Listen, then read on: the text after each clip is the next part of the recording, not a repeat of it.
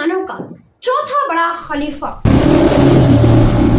हजरत अली रजी अल्लाह ताला अन्हु, बहुत सारी जंगों को लड़ने वाले और दुनिया के सबसे बड़े आलिम, खैबर को फतह करने वाले हजरत अली रजी अल्लाह ताला अन्हु। जैसे ही मुसलमानों के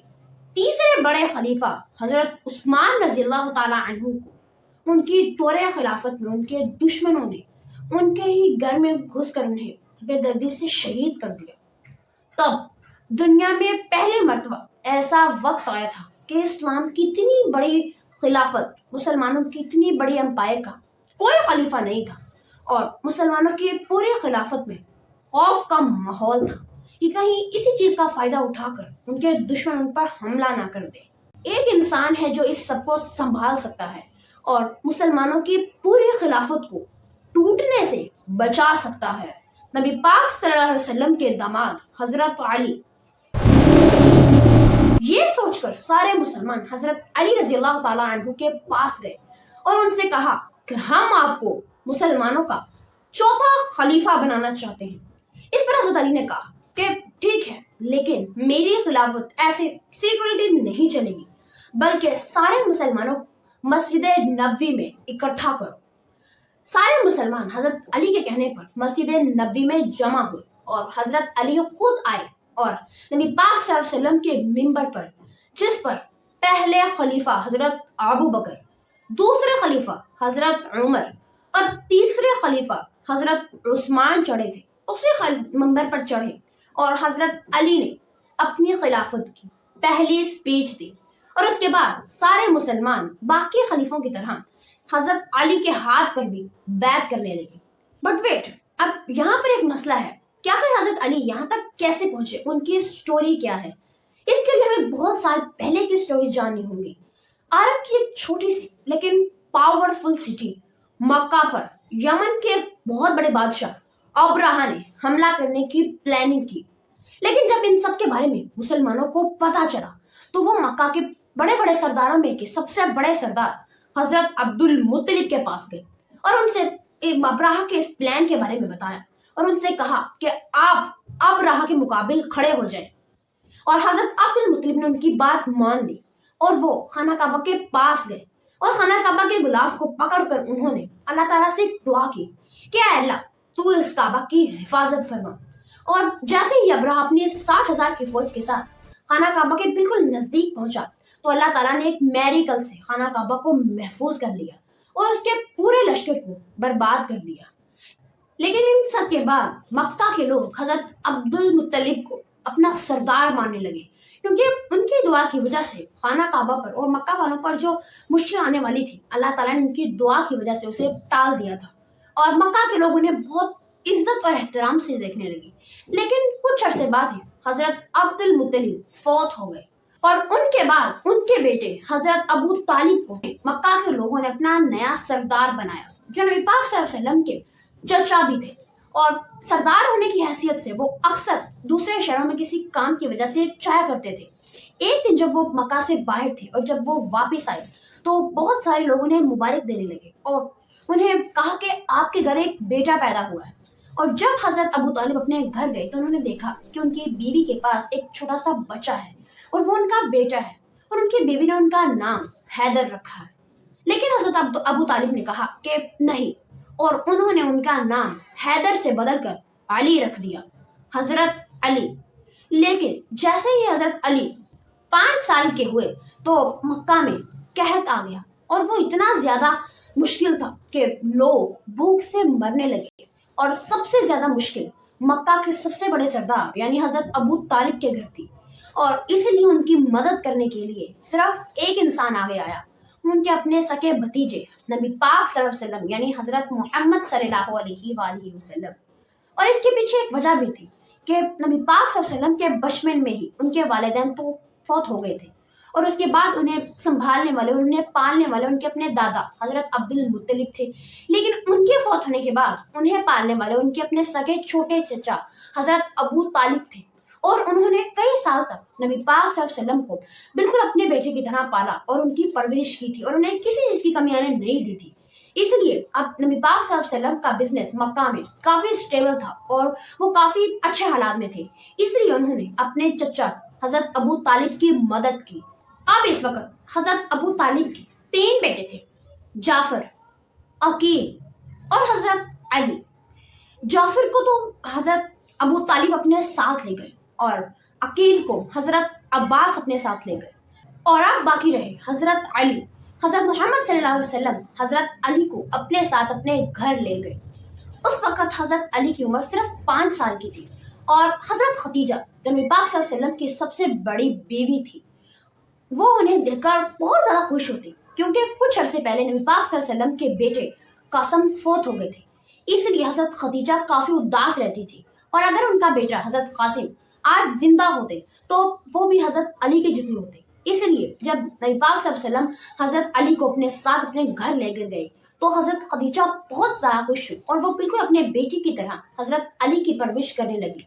اب نبی پاک صلی اللہ علیہ وسلم اور حضرت خدیجہ بالکل حضرت علی کو اپنے بیٹا سمجھنے لگے تھے، اور ان کی تربیت بھی بالکل اپنے بیٹے کی طرح کر رہے تھے۔ نبی پاک صلی اللہ علیہ وسلم اپنے بچپن میں زیادہ پڑھے لکھے نہیں تھے، لیکن انہوں نے حضرت علی کو بہت زیادہ پڑھایا اور لکھایا، اور اس کے ساتھ ساتھ اور بہت ساری چیزیں سکھائی۔ اس لیے وہ اس وقت دنیا کے سب سے چھوٹے عالم تھے، سب سے زیادہ علم رکھنے والے تھے۔ حضرت علی نے بالکل 5 سال نبی پاک صلی اللہ علیہ وسلم کے ساتھ گزارے، اور جب وہ 10 سال کے ہوئے تب نبی پاک صلی اللہ علیہ وسلم پر پہلی وحی نازل ہوئی، اقرا۔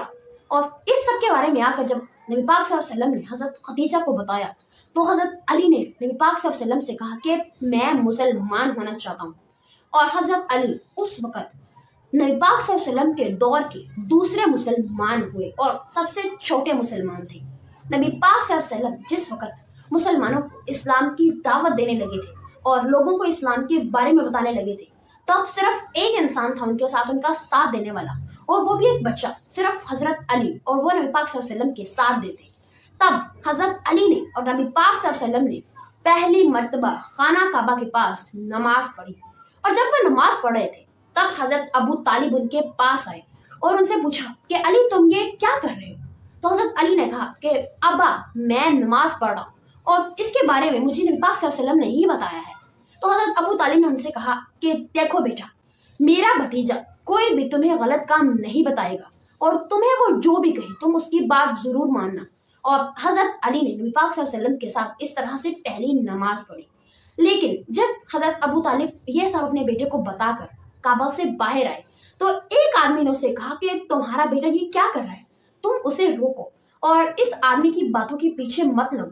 تو حضرت ابو طالب نے ان سے کہا کہ مجھے اپنے بھتیجے پر بہت زیادہ یقین ہے کہ اگر میرے بیٹے کو یہ کسی بھی بات کے بارے میں بتائے گا تو وہ بات بالکل ٹھیک ہوگی، اگر یہ کسی خدا کے بارے میں اسے بتا رہا ہے تو وہ سچ ہوگا۔ اس وقت تو اس آدمی نے حضرت ابو طالب کی باتوں پہ یقین نہیں کیا اور اللہ تعالیٰ کو نہیں مانا، لیکن جب مسلمان آہستہ آہستہ نبی پاک صلی اللہ علیہ وسلم کے پیچھے لگنے لگے اور حضرت ابو بکر صدیق دنیا کے چوتھے مسلمان بنے، لیکن اب تک اسلام صرف سیکرٹ تھا اور نبی پاک صلی اللہ علیہ وسلم چھپ چھپ کر لوگوں کو اسلام کی دعوت دیتے تھے۔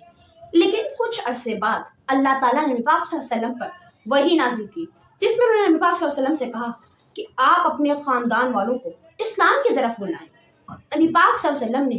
اسلام کی پہلی دعوت رکھی، اور وہ بھی اپنے خاندان کے لیے، اور اپنے خاندان میں سے صرف 40 لوگوں کو اس کھانے کی دعوت میں بلایا،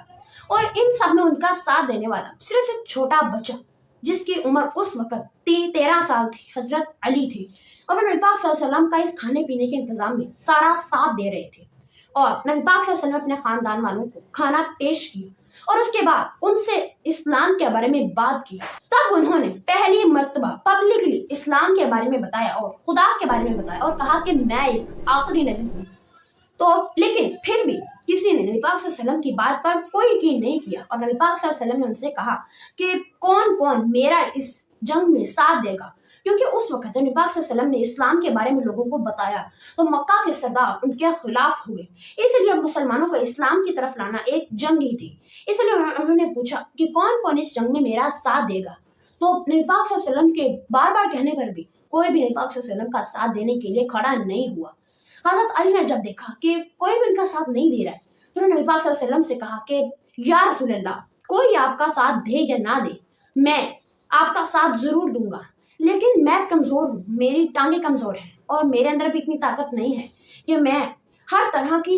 جنگ میں آپ کا ساتھ دے سکوں، لیکن پھر بھی میں ہمیشہ اپنی طاقت میں آپ کا ساتھ ضرور دوں گا۔ اور یہی وعدہ تھا جس وعدے پر حضرت علی آج تک قائم رہے اور انہوں نے نبی پاک صلی اللہ علیہ وسلم کا ہر طرح سے ساتھ دیا۔ اور جب نبی پاک صلی اللہ علیہ وسلم سے حضرت علی نے یہ وعدہ کیا تھا تب ان کی عمر صرف 13 سال تھی اور وہ 13 سال کے بچے تھے، لیکن آخر بڑے ہونے تک بھی جب کافی سارے لوگ بھی مسلمان ہو چکے تھے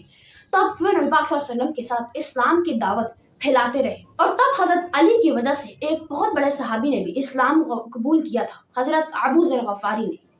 حضرت علی بڑے ہونے تک نبی پاک صلی اللہ علیہ وسلم کا ہر جنگ میں ساتھ دیتے آئے اور اسی طرح سے انہوں نے زندگی کی سب سے بڑی جنگ خیبر میں ساتھ دیا اور خیبر کو فتح کیا۔ لیکن اب اس سب کے بعد جب نبی پاک صلی اللہ علیہ وسلم نے حضرت علی کی تربیت خود کی تھی تو آپ خود سوچیے کہ ایک انسان جو دنیا کا سب سے زیادہ پرفیکٹ انسان ہو، دنیا کی سب سے زیادہ خاص پرسنالٹی ہو، دنیا کا سب سے بڑا نبی ہو،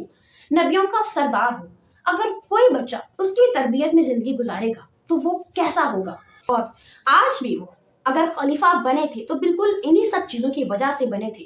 پہلے خلیفہ حضرت ابو بکر، دوسرے خلیفہ حضرت عمر اور تیسرے خلیفہ حضرت عثمان نے جب بالکل اپنے وعدوں کے مطابق مسلمانوں کی خلافت کو سنبھالا اور ان میں انصاف کی ایک بہت بڑی مثال قائم کی، لیکن جب حضرت عثمان کو مار دیا گیا، انہیں شہید کر دیا گیا، تب حضرت علی نے مسلمانوں کی اس خلافت کو سنبھالنے کا عہدہ لیا اور ایک وعدہ بھی کیا، وہی وعدہ جو انہوں نے نبی پاک صلی اللہ علیہ وسلم سے بہت چھوٹی عمر میں کیا تھا۔ آج بھی انہوں نے وہی وعدہ نبھاتے ہوئے نبی پاک صلی اللہ علیہ وسلم کے منبر پر چڑھ کر اپنی خلافت کی پہلی سپیچ دی اور اس طرح سے اسلام کے چوتھے اور آخری خلیفہ حضرت علی بنے۔